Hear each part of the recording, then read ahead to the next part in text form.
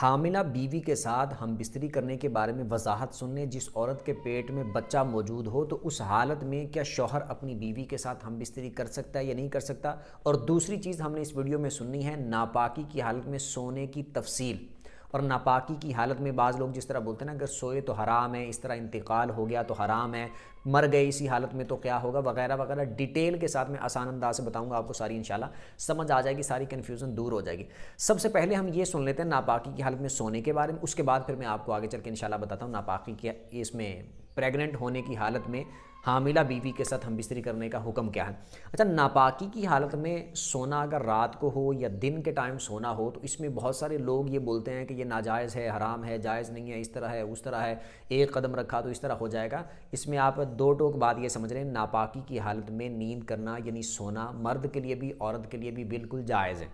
ناجائز یا حرام نہیں ہے۔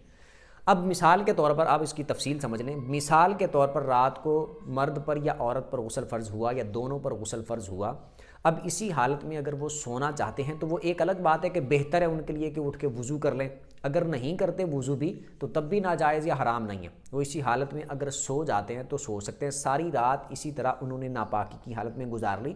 اب جب صبح فجر کا وقت ہوا تو فجر کے وقت میں اٹھ کر انہوں نے غسل کر لیا اور غسل کر کے انہوں نے فجر کی نماز ادا کر لی، مرد نے بھی عورت نے بھی، تو ایسی صورت میں ان کو کوئی گناہ نہیں ہوگا، پوری رات ناپاکی کی حالت میں گزارنے کی وجہ سے کوئی گناہ نہیں ہوگا۔ اس طرح مثال کے طور پر ظہر کے بعد کسی مرد یا عورت پر غسل فرض ہوا اور اس نے ظہر تک اسی طرح ناپاکی کی حالت میں رہا یا سو گیا، اس طرح ناپاکی کی حالت میں رہا، ظہر کا وقت آیا تو اس نے غسل کر کے نماز ادا کر لی، تو ایسی صورت میں وہ گناہگار نہیں ہوگا، ایسا کرنا بالکل اس کے لیے جائز ہے، وہ کوئی اس نے حرام کام نہیں کیا، ٹھیک ہے۔ لیکن اس میں یہ بات ہے کہ اگر کوئی ناپاکی کی حالت میں اتنی دیر کرتا ہے، اتنا وقت گزارتا ہے کہ نماز ہی قضا کر دیتا ہے، جیسے مثال کے طور پر رات کو اس نے غسل نہیں کیا اور صبح اٹھ کے فجر کے وقت بھی نہیں کیا، فجر کی نماز قضا کر دی، تو اب حرام کام ہوگا، غسل کو اتنا لیٹ کرنے والا بھی گناہ ہوگا پھر، اور نماز نہ پڑھنے کا بھی گناہ ہوگا، اب ناجائز اور حرام کام کیا اس مرد نے یا عورت نے۔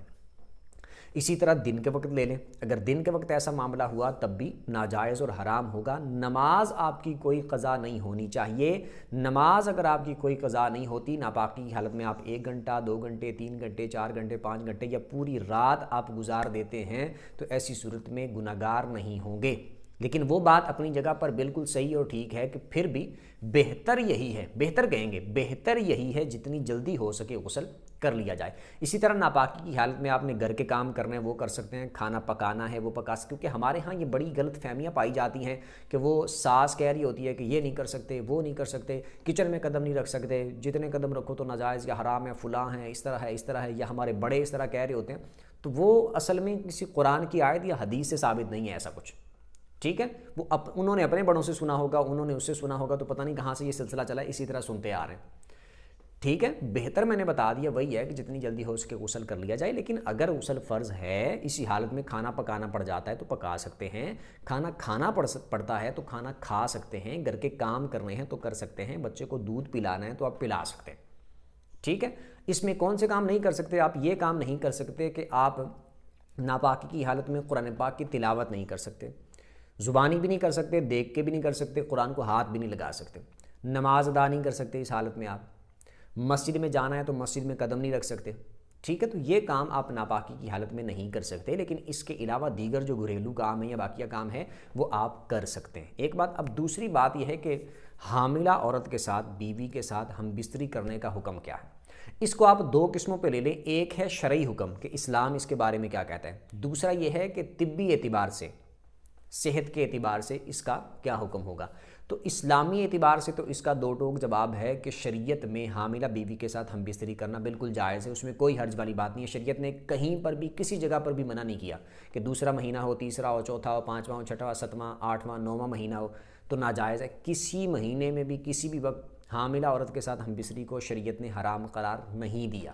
ٹھیک ہے، یعنی جائز ہے۔ اب دوسری بات آ گئی طبی اعتبار سے، اب طبی اعتبار سے اگر ڈاکٹر یہ کہہ دیتا ہے کہ اب بچے کو کوئی مسئلہ بن سکتا ہے، بچے کو نقصان پہنچنے کا خدشہ ہے اگر باہمی تعلق قائم ہوا، اگر ہم بستری ہوئی، یا پھر عورت کو کوئی اس طرح کا مسئلہ بن سکتا ہے، بچہ ضائع ہو سکتا ہے، وغیرہ وغیرہ وغیرہ، اس طرح کی کوئی بھی بات کہہ کے ڈاکٹر اگر اس بات سے منع کر دیتے ہیں، وہ آپ کا چوتھا مہینہ ہو، تیسرا ہو، پانچواں ہو، چھٹا ہو، نواں ہو، جو بھی مہینہ ہو، تو ڈاکٹر کی بات پر عمل کر لیں،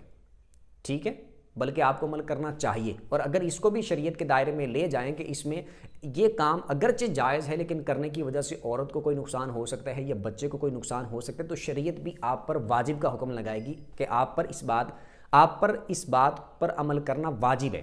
لازم ہے کہ آپ اس کو بات کو مانیں اور اس پر عمل کریں، ٹھیک ہے؟ لیکن اگر کوئی ایسا معاملہ نہ ہو تو شرعی اعتبار سے میں نے حکم بتا دیا ہے، کسی بھی مہینے میں کسی بھی وقت شریعت نے اس کو ناجائز یا حرام قرار نہیں دیا، لیکن بچے کی صحت کے لیے، عورت کی صحت کے لیے اور باقی تمام اس طرح کے مسائل اور تکالیف سے بچنے کے لیے کہ بعد میں کوئی بڑا مسئلہ بن جائے، احتیاط کر لیں تو انشاءاللہ اللہ پاک کرم فرمائے گا۔ امید کرتا ہوں کہ اچھے طریقے سے سمجھ آ گئی ہوگی، پھر بھی اس میں سے اگر آپ کو کوئی بات سمجھ نہ آئی ہو تو کمنٹ میں اپنا سوال کر سکتے ہیں۔ ویڈیو جس کو اچھی لگی ہو ویڈیو کو لائک کر دیں، چینل کو سبسکرائب کر دیں، بیل آئیکن پر پریس کر دیں تاکہ جو بھی دینی مسائل پر ویڈیو اپلوڈ ہو اس کا نوٹیفیکیشن آپ کو مل جایا کرے۔ اگلی ویڈیو تک کے لیے اجازت دیجیے، اللہ حافظ۔